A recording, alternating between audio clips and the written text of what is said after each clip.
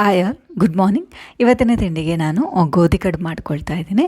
ಇದನ್ನು ಮಾಡ್ಕೊಳ್ಳೋಕ್ಕೆ ಫಸ್ಟ್ ನಾನಿಲ್ಲಿ ಸ್ವಲ್ಪ ಅನ್ನನ ಮಿಕ್ಸಿಗೆ ಹಾಕ್ಕೊಂಡು ಪೇಸ್ಟ್ ಮಾಡಿ ಇಟ್ಕೊಂಡಿದ್ದೀನಿ. ಅದಕ್ಕೆ ನಾನು ಗೋಧಿ ಹಿಟ್ಟು, ಉಪ್ಪು, ನೀರನ್ನ ಹಾಕ್ಕೊಂಡು ಚಪಾತಿ ಅದಕ್ಕೆ ಕಲಿಸ್ಕೊಂಡಿದ್ದೀನಿ.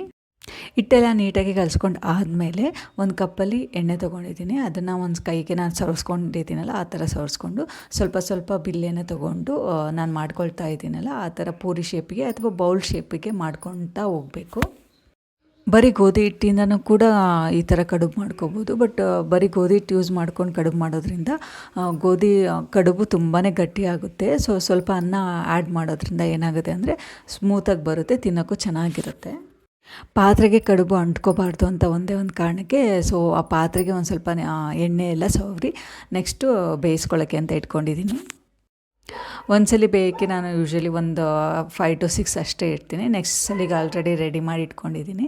ಅದನ್ನು ಒಂದು ತಟ್ಟೆಯಲ್ಲಿ ಹಾಕ್ಕೊಂಡು ಆ್ಯಕ್ಚುಲಿ ಇದು ಬಿಸಿ ಬಿಸಿ ತಿನ್ನೋಕ್ಕೆ ತುಂಬ ಚೆನ್ನಾಗಿರುತ್ತೆ.